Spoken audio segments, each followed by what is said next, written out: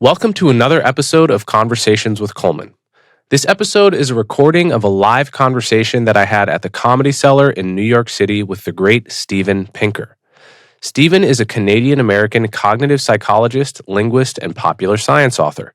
He's the Johnstone Family Professor of Psychology at Harvard University, and he previously taught at MIT and Stanford. Today we're discussing his new book, When Everyone Knows That Everyone Knows. This book answers questions like, why did Biden's bad debate performance lead to his ouster when most Americans already believed he was too old? And also questions like, why do dictators hate comedy?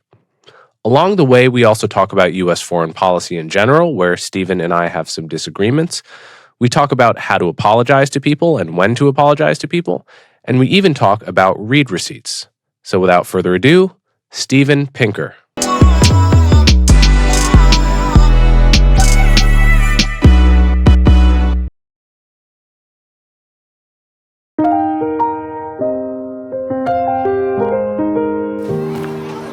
When it's not always raining, there'll be days like this. When there's no one complaining, You're good to me. there'll be days like this.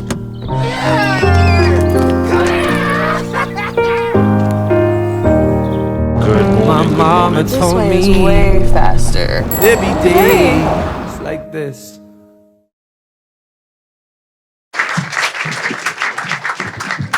Okay, hello. How are we doing tonight? All right. So it's a very special occasion because there is a new Steven Pinker book. And I don't know about you, but every time there is a new Pinker book, I drop everything.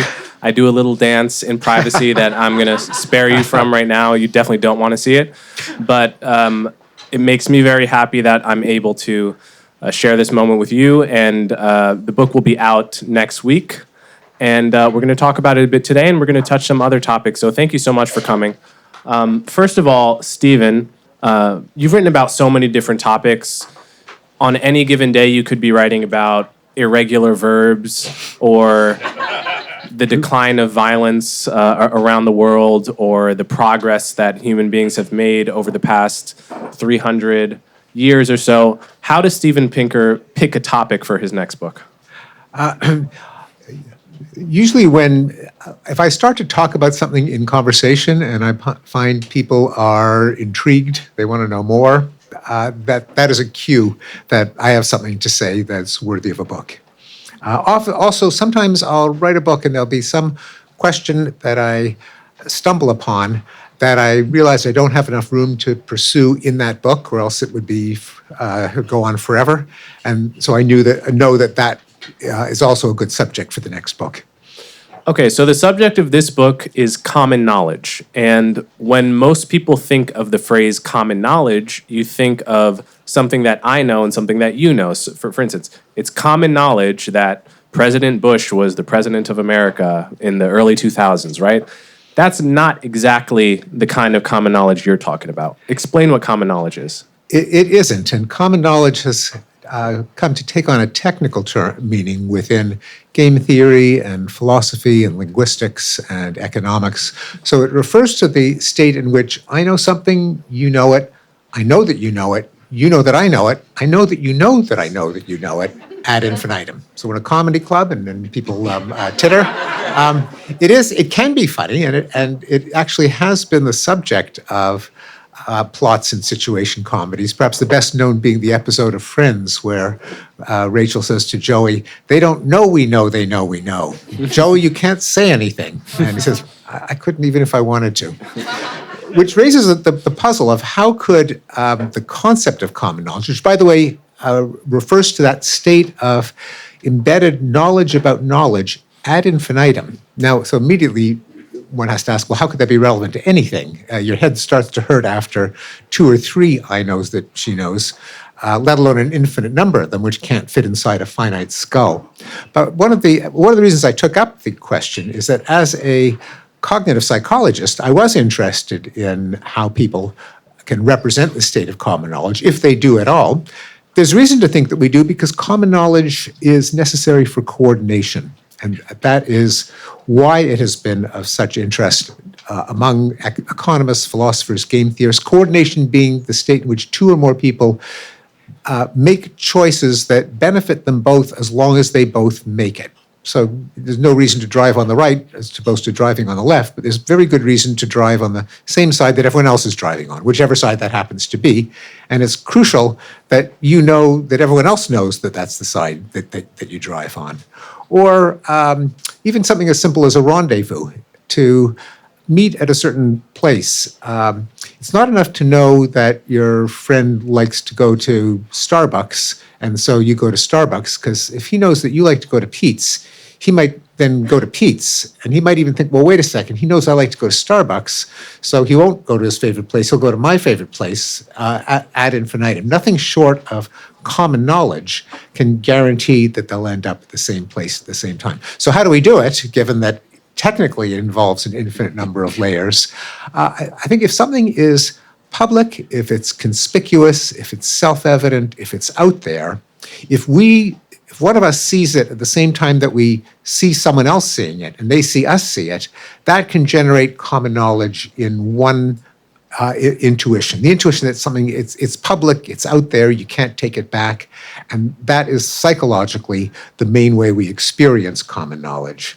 So I came upon the concept when I was trying in a previous book. There's a case in which an open subject in one book leads to an entire other book.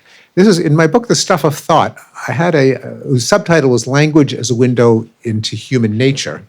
One of the puzzles that I took up was long known to linguists, which is that a lot of the time, maybe most of the time, we don't say exactly what we mean in so many words. So for example, if you could pass the salt, that would be awesome.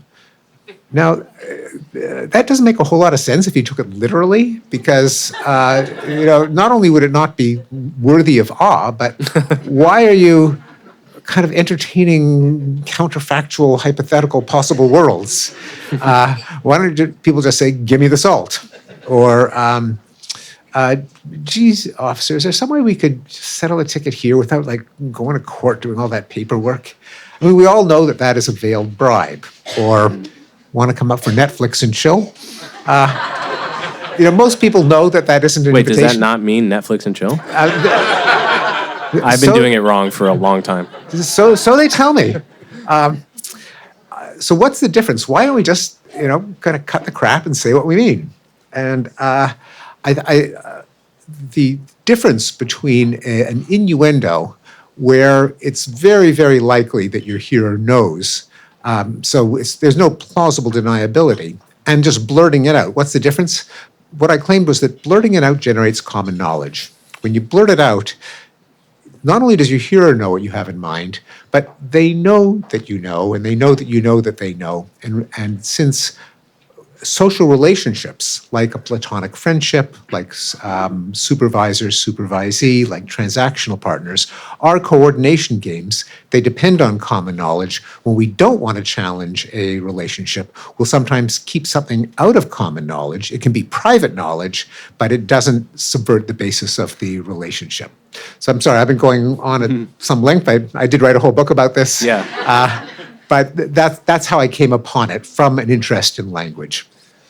Got it. So if I'm mind reading accurately, I can hear that some people are thinking, what the hell does this pretty interesting but wonky, nerdy concept actually have to do with real life? And because I've read your book and I've heard you talk about it elsewhere, I think there's an example that everyone can register, that can help people register its importance.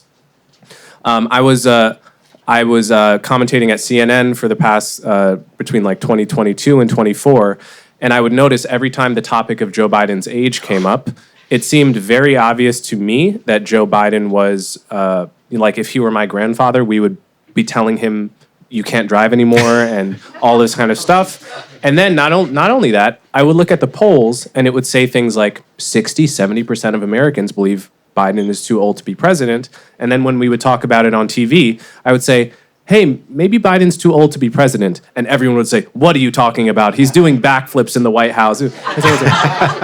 And then the interesting part is that Joe Biden's bad debate performance, to me, seemed like everything Joe Biden had been it seemed identical to his performance over the past year, but something changed overnight. What is it that changed? No, it's a great example. And what changed was now there was common knowledge of what previously had been private knowledge. So indeed, polls showed that a large percentage of Americans thought that he was cognitively unfit to be president, but they didn't necessarily know that everyone else knew that. What happened during the debate, because it was something that was watched, not only was it watched by a large audience, but the large audience knew that it was a large audience. It was national TV. And then everyone realized at a stroke, everyone knows what I privately knew. And indeed, the percentage of Americans who thought he was cognitively impaired, it did go up by a few percentage points, but only a few percentage points because it was already a majority. But everything changed when it was now common knowledge. Again, there was a coordinated response, whereas previously there'd been just scattered opinions. And in general, any highly public event has the capacity to generate common knowledge. The paradigm case in the way I begin the book is the story of the emperor's new clothes. Because when the little boy said the emperor was naked, he actually wasn't telling anyone anything they didn't already know. They could see the emperor was naked. So what changed? Well, at that moment, now everyone knew that everyone else knew that everyone else knew. And crucially, the common knowledge changed their relationship with the emperor from obsequious deference to ridicule and scorn. That is, it changed the relationship of authority, which, like all relationships, I argue, is held in place by common knowledge and can be challenged by a change in common knowledge. Yeah, so to get why this is a profound concept, you really have to cement in your brain that like 90% of humans everywhere could know something, and it's still not common knowledge until suddenly they know that everyone else knows it. They know that they're in the majority, right? So that's the difference. I'm going to run some situations by you that might relate to common knowledge, and you tell me if you think they do. So when states are negotiating in like a sensitive behind-the-scenes negotiation, think, Arafat and Ehud Barak, negotiating over Israel-Palestine in 2000.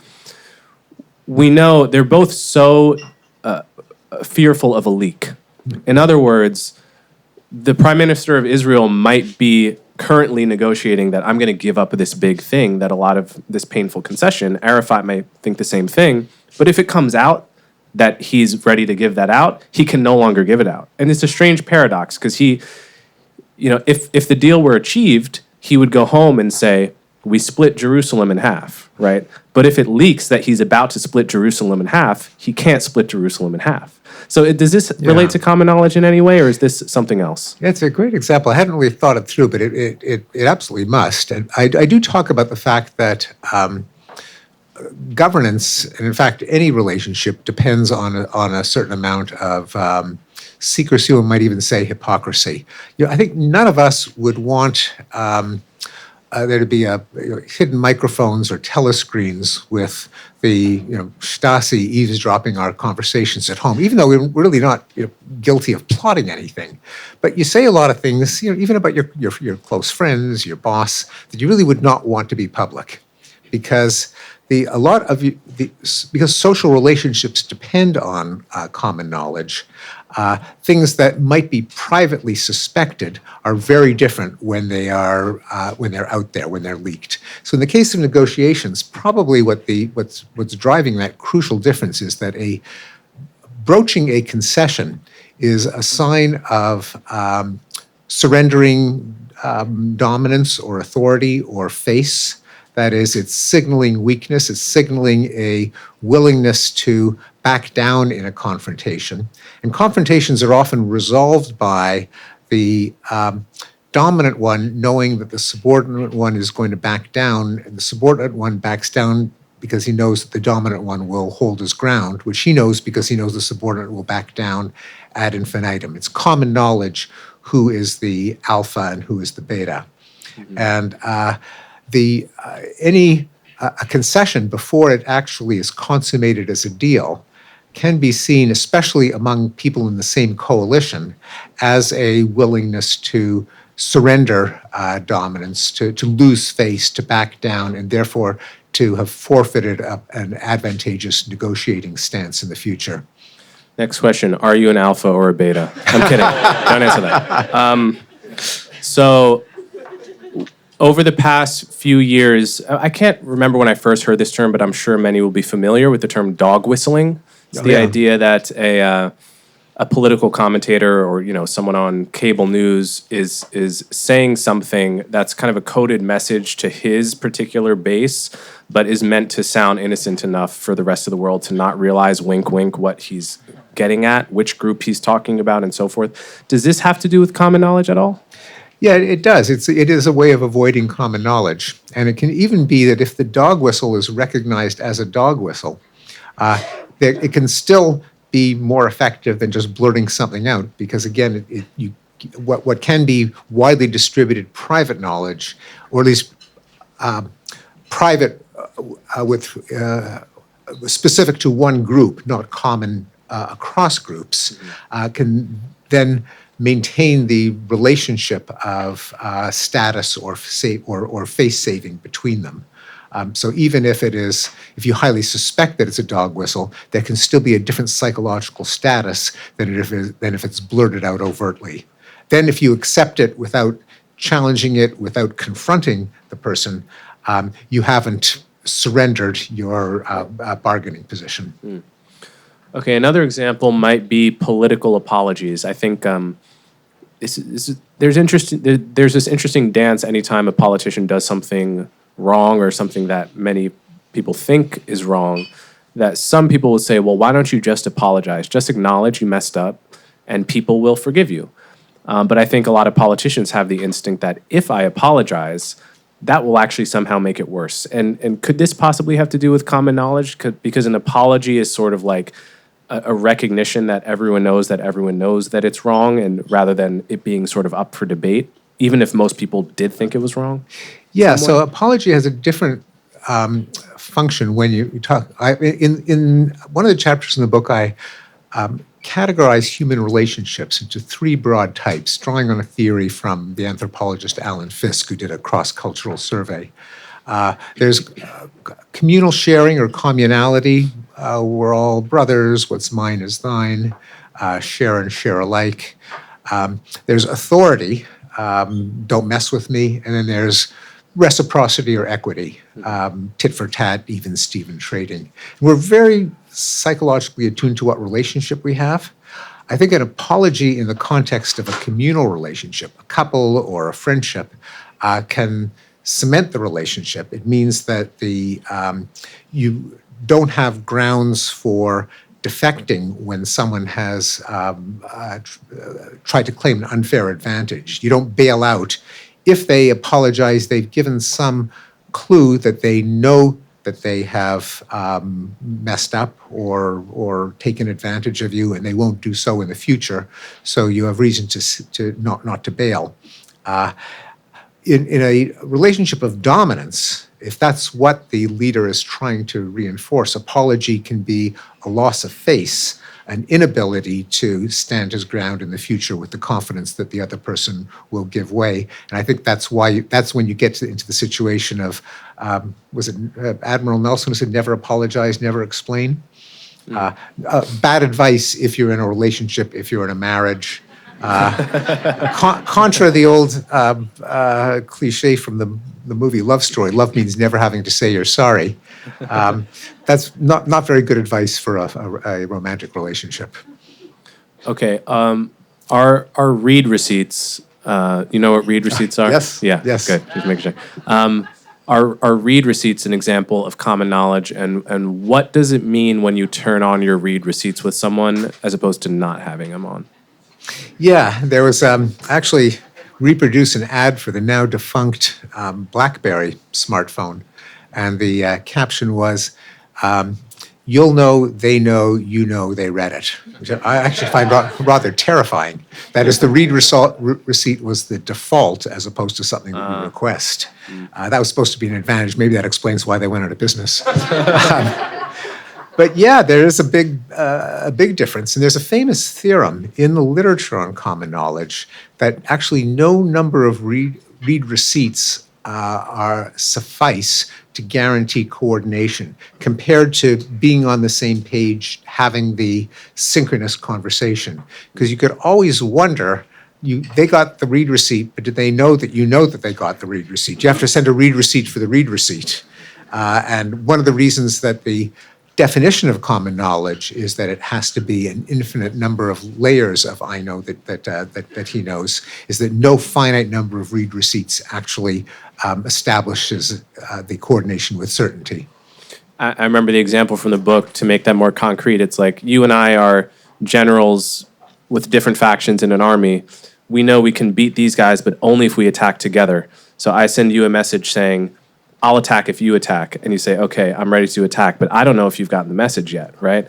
And then you send me a message, and you don't know if I've gotten the message that you've gotten the message that I've gotten the message. And so we never have the confidence to strike unless you have something like cell phones or simultaneous communication, right? That's exactly right. And it is a famous theorem it was originally called the electronic mail game to refer to kind of read receipts for electronic mail, also called the coordinated attack problem. And I think it does have it has a lot of manifestations. Why sometimes it's so hard to say goodbye, like you hang up first. No, you hang up first. No, you hang up first. She hung up on me. If you're pedestrian and you're stepping on and a car stops, not at a red light, but courtesy to let you pass, and you don't know whether you should go or because for all you know, the driver might think you're decided not to go, and so then he'll gun.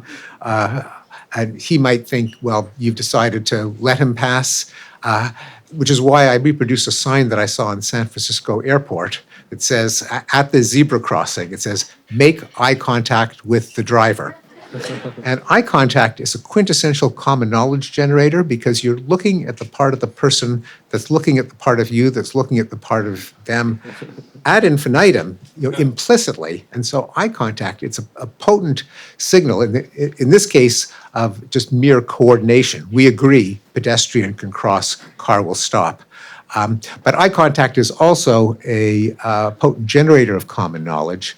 It's as in, can you look me straight in the eye and say that? Or the barroom taunt, you looking at me? My late colleague at Harvard, Irvin DeVore, the anthropologist, used to tell his introductory behavioral biology class, if two humans anywhere on the planet look into each other's eyes for 6 seconds or longer, then either they're going to have sex or one's going to kill the other one. So eye contact doesn't have a okay. I actually try that with my class, and I after 5 seconds I say stop. But in the pedestrian crossing case, it's merely to coordinate a simple plan, but hardwired into us because eye contact is also a threat signal in other species, in many primates, and in canines as well.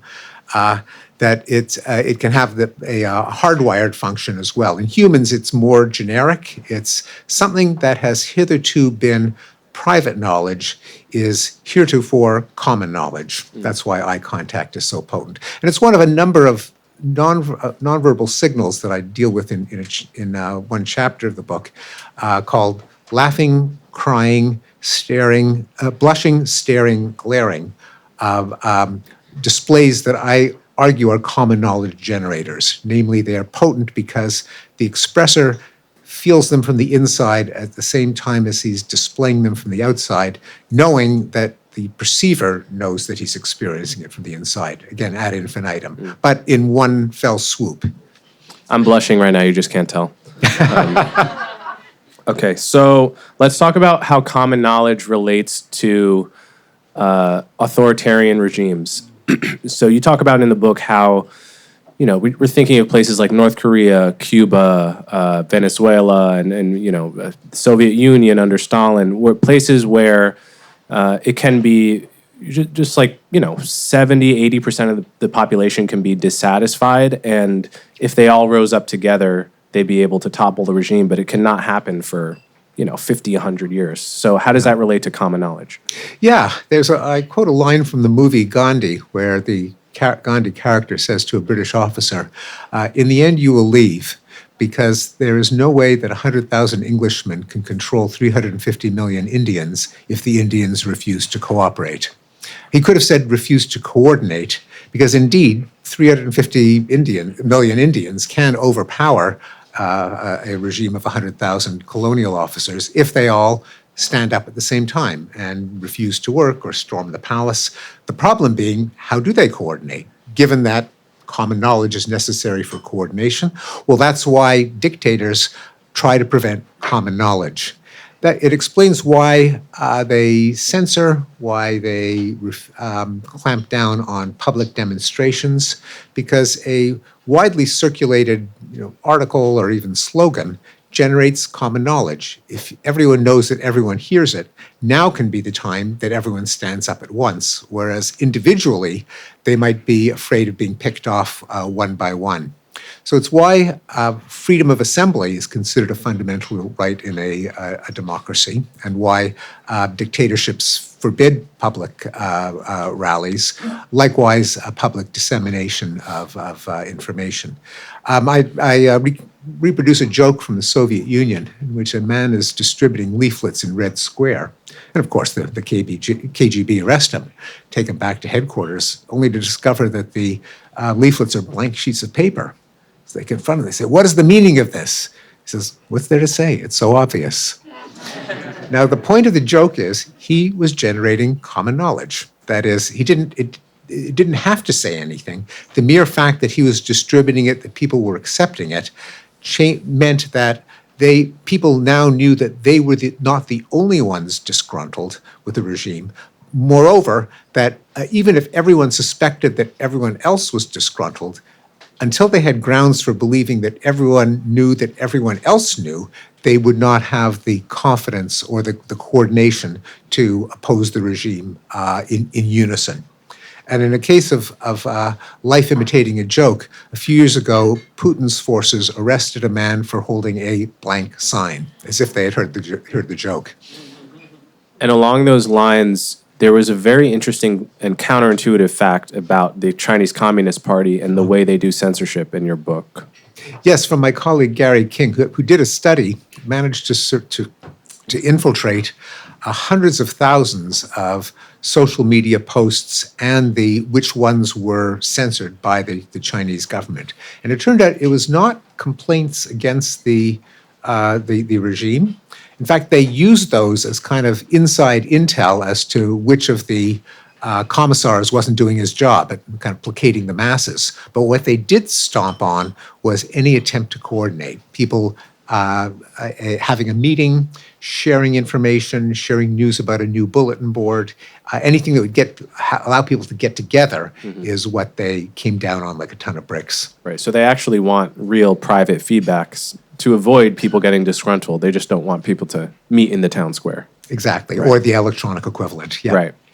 So if you think about the Arab Spring in 2011, where you basically you have one Arab country rises in revolution, demands democracy, and then all these other Arab countries follow suit in short order. Is this an example of common knowledge and salience? Yeah, it is. And one of the remarkable things about the Arab Spring is that it all began on what would seem like a rather isolated incident. A Tunisian fruit peddler who was harassed by the authorities and set himself on fire in protest. That started a chain of events that led to regime change in a variety of countries, and then eventually to one of the worst civil wars in the 21st century, the Syrian Civil War. Just one guy setting himself on fire. So, what was the deal there? And in between, there was the role of social media, of Facebook and Google spreading the news that now was the time to rise up. So the Tunisian fruit peddler is an example of a phenomenon that I call the communal outrage.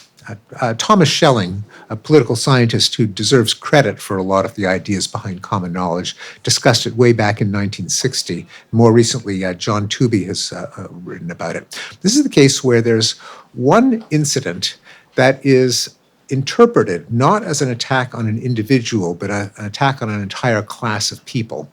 And it can often be the signal that allow people to rise up in rage, as if the event is an absolutely intolerable insult against the entire group, which may not be allowed to stand.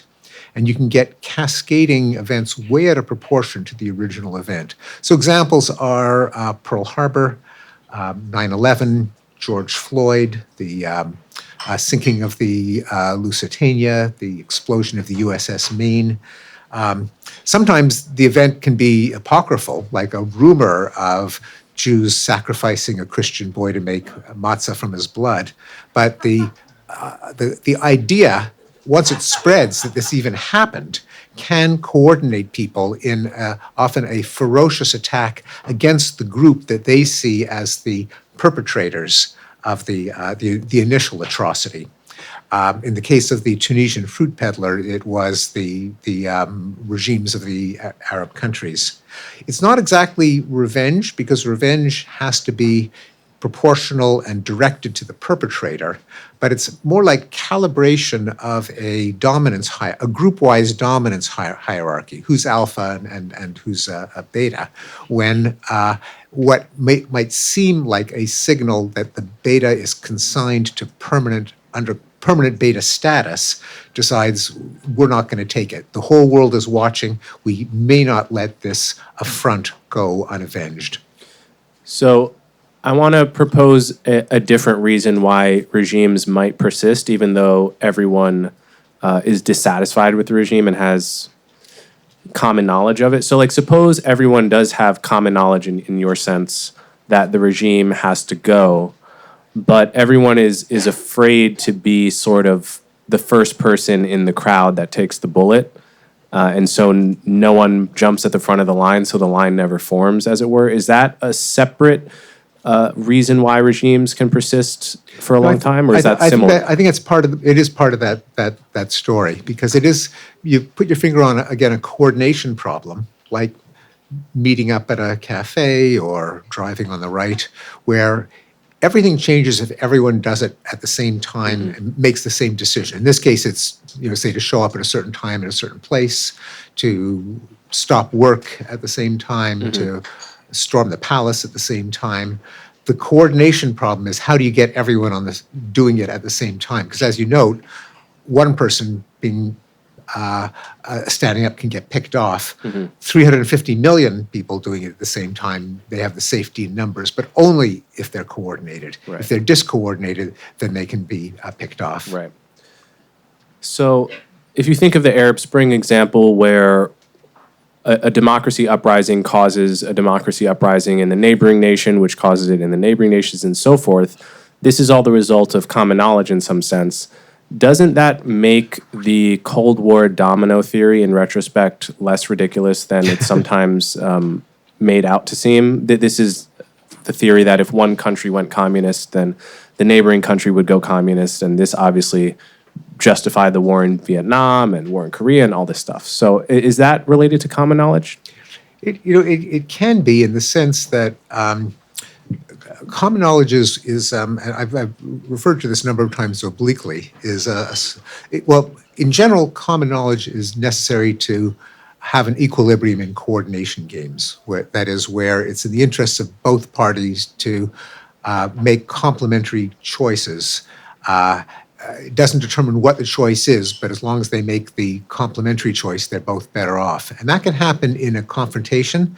It's in a game of chicken, for example, or what biologists call a hawk-dove game, where if the contested resource isn't worth fighting over, in the sense that both the winner and loser of a fight can get injured and suffer a greater cost than what they were fighting over, it can pay both of them for one to back down and the other to get his way, which is why there are pissing contests and face-saving confrontations and road rage, people seeming to fight over nothing. They are actually fighting over something, which is who in the future will stand his ground, who will back down, given that it's in both of their interests to avoid a fight. Now, sometimes they don't avoid a fight. They both do get hurt, but the status, the pecking order, the dominance hierarchy is a tacit agreement that one will back down, one will hold his ground.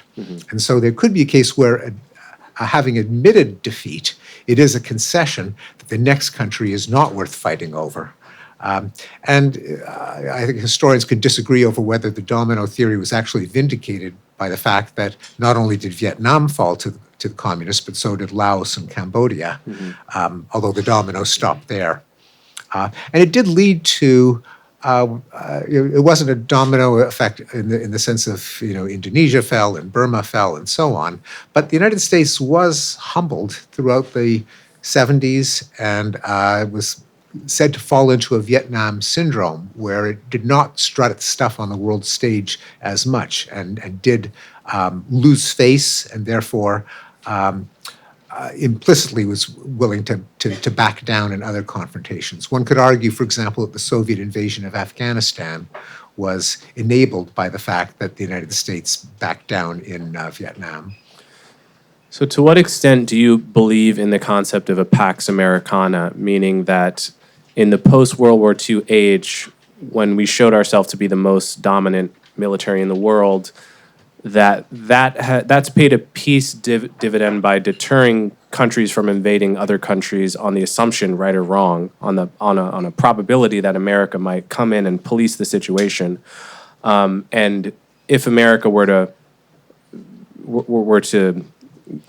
eliminate that role in a conspicuous way, that we'd see a lot more violence in the world. Yeah, I do see it somewhat differently because if you actually look at the track record of the United States as a kind of global policeman or global hegemon, it actually didn't do so well. Lost in Vietnam.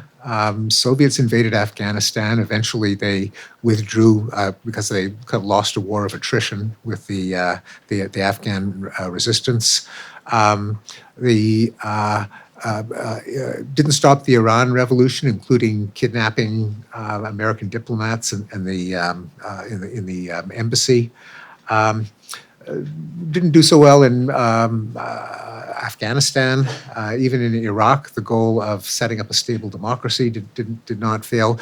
Americans left Beirut after a terrorist bombing of an apartment tower that killed 200 and something American servicemen. America left Somalia after American soldiers were dragged through the states.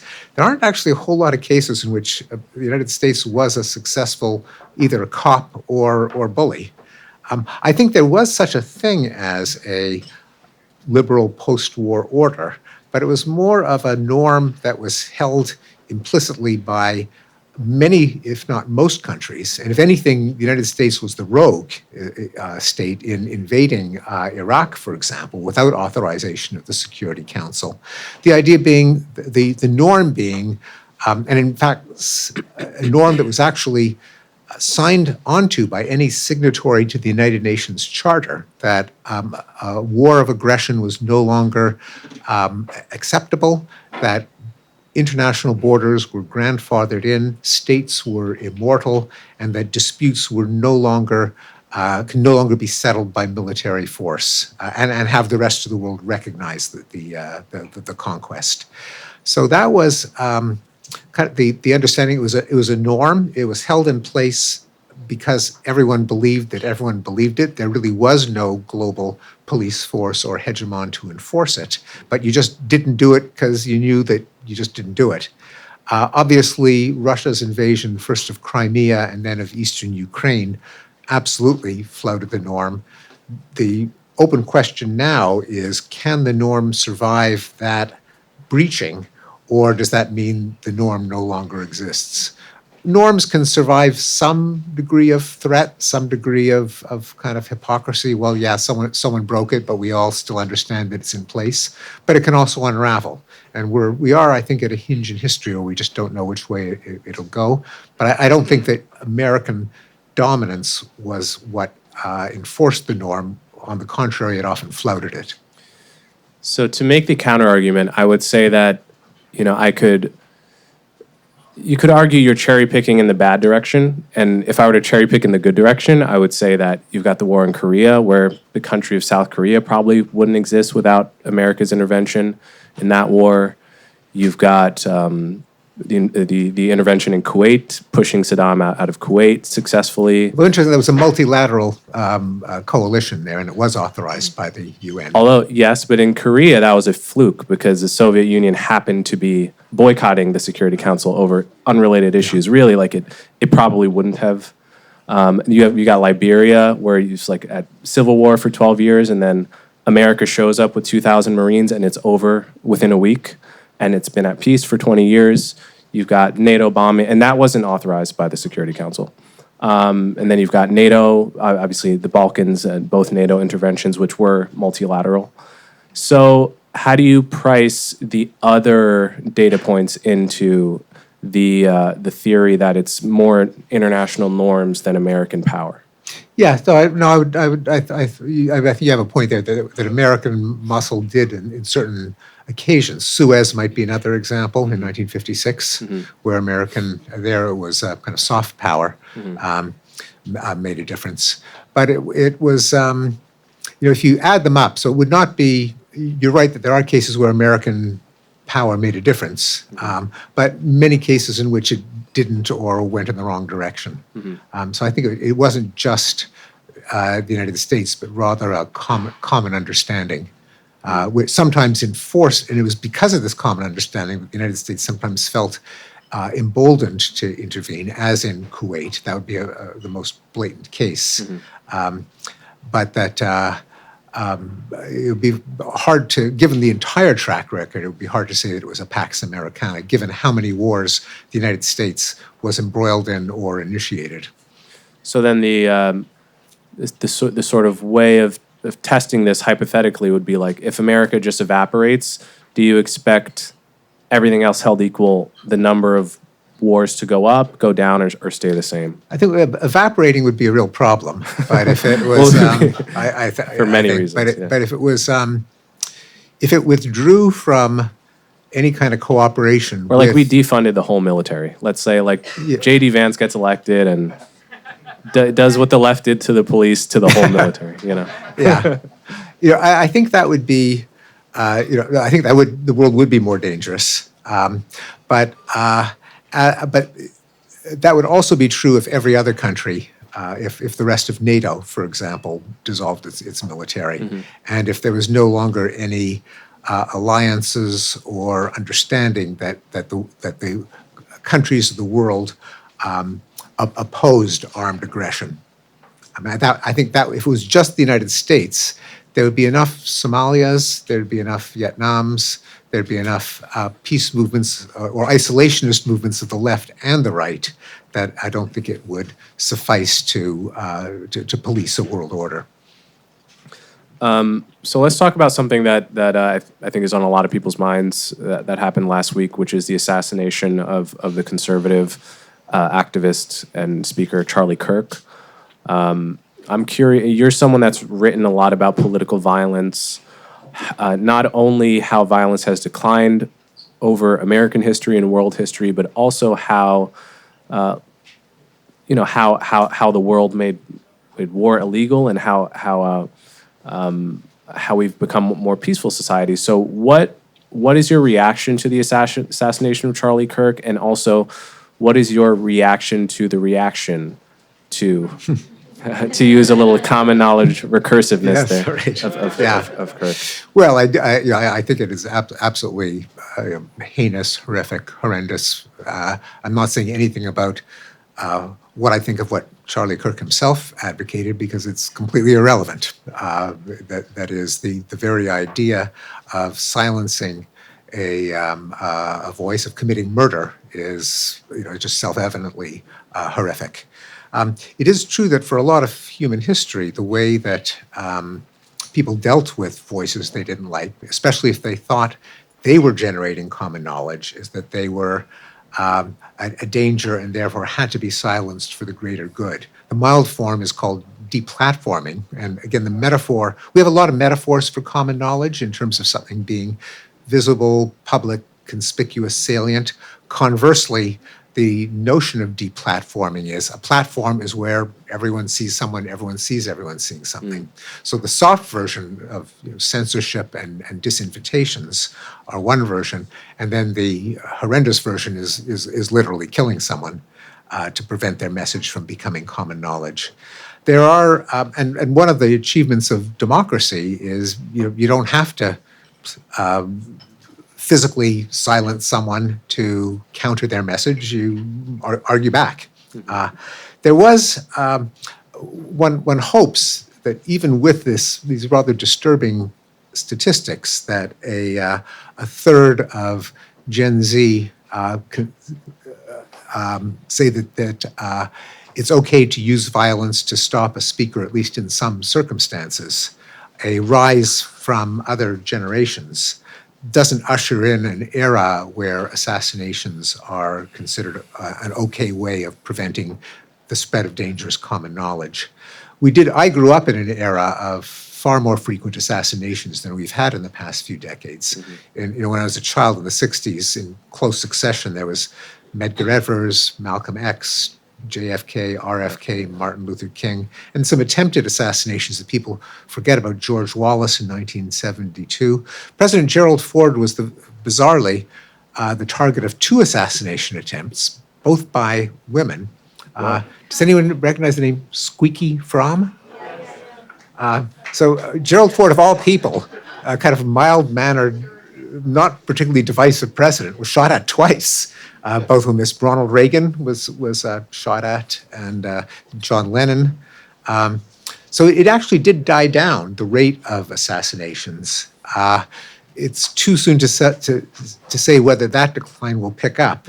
There are some disturbing signs, and all the more reason that it should be denounced by all sides of the political spectrum. We're here at the Comedy Cellar. I'm curious if comedy. Obviously, the purpose of comedy, I think, is to be entertained, to make us laugh, to make us enjoy our lives a little bit more. But as a side effect, does it have the effect of sort of constantly puncturing small spirals of silence? Because you can imagine, and I think having gone to this comedy club, like long before you could say out loud that Joe Biden was too old to be president, comedians were making jokes about it. And the thing about the joke is, okay, the joke is made, but once the whole audience laughs at a joke, now everyone in the audience knows that other people know, that they know, that you all know at the same time that you all found the joke funny. And crucially, laughter is involuntary. Yeah. So you actually can't, it's very hard, especially if you have half a drink in you, it's hard to choose not to laugh at something that is in fact funny to you. Yeah. Whereas you can pretend to think someone's point is a bad point, even if you think it's a good point. That's very easy to do.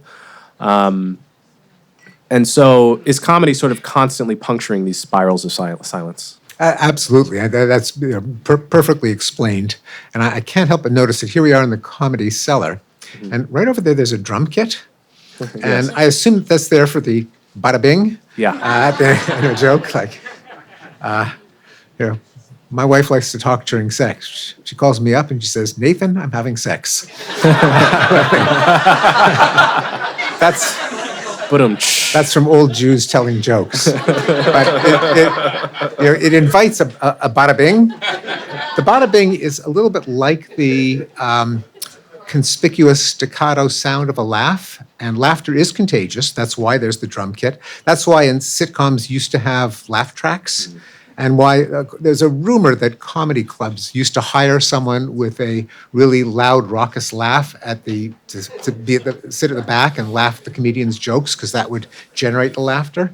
So yes, laughter is indeed contagious, and it is conspicuous auditorily, but also if you're the one laughing, it interrupts your speech. So you're laughing, you're making a noise that other people can hear.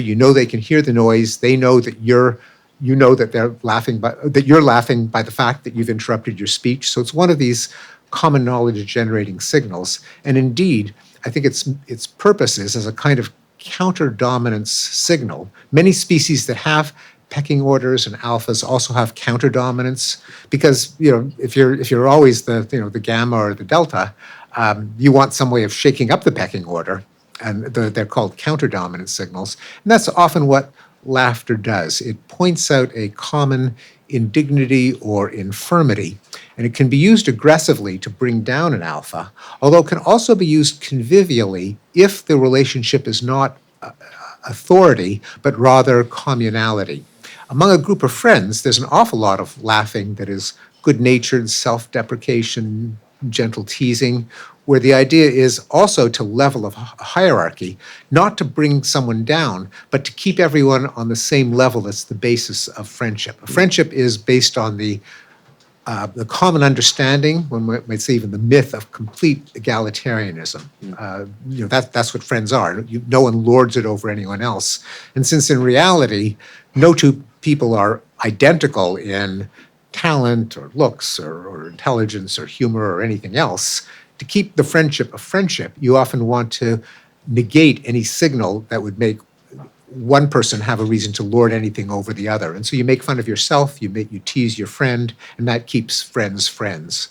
And again, laughter does that. And one of the signature findings, and actually is a science of laughter, there's a guy named Robert Provine, who died a couple of years ago, who went out into social gatherings with a mic, and he just recorded what makes people laugh. And it turns out, contra what's typically experienced in a room like this of jokes and deliberate attempts to maximize humor, most laughter is not in response to anything particularly funny. You can try this next time you're just with friends. Just someone laughs, just pay attention to what made them laugh. It is rarely a joke. It's usually something that out of context is not funny at all, like you can't mean that, or are you kidding, or and that was how my day went, and it generates laughter. It's usually in response to some indignity, breach of decorum, breach of routine that brings you down a little bit, which in a convivial setting is what helps establish a kind of egalitarianism. But it is public, conspicuous, and it is the signal that allow you to coordinate on that relationship. Okay, my final question. Is there anything in any synthesis of your research on common knowledge that generates a tip or a few tips about how to have better friendships? Maybe you just answered it. Relationships, anything I can take home as a tip about how to use this knowledge in my day-to-day social life? I guess the final chapter is called Radical Honesty, Rational Hypocrisy. And it is about the contrast between some movements to let it all hang out, blurt everything out, usually leading to a kind of a hellscape. Conversely, why we all kind of know that if everyone was honest all the time, it would really be awful, that we should be thankful. It would be very fun for like 5 days. And then you'd have no more friends, no more relationships. Yeah, exactly. You'd have to start all over. And it has been worked out in some sci-fi episodes and comedies, like Liar, Liar, the movie with Jim Carrey. What would happen if someone were forced to be, or everyone were forced to be completely honest? And the reason is that our relationships, our romance, our relationships of respect and authority, our friendships, are held in place by certain common assumptions, fictions really, but that can be blown up if the violations of them were made common knowledge, which is why there is so much euphemism, tact, social skills, savoir-faire, diplomacy, where we keep things out of common knowledge to protect our relationships while sending the signals that sometimes have to be sent in order to get something done. So, two friends, even just a simple example in a conversation, at one point, what would be correct would be, I value our friendship, but, up to a point. I'm getting it's fun talking to you, but, now I've really kind of had enough and it's time. There are other things that I'd really rather do. Now, that's often true. And probably both parties, if they're grown-ups, know that it's true. But but it's really different if you say it. And there are all kinds of things that both parties know that where everything changes if you make it common knowledge, if you say it. So this doesn't mean be hypocritical about everything. It doesn't mean never confront someone over a situation of genteel hypocrisy that's putting someone at a disadvantage, but just to be mindful that some degree of hypocrisy, tact, politeness does serve a purpose in maintaining our relationships. So don't go full Larry David. Got it. Okay.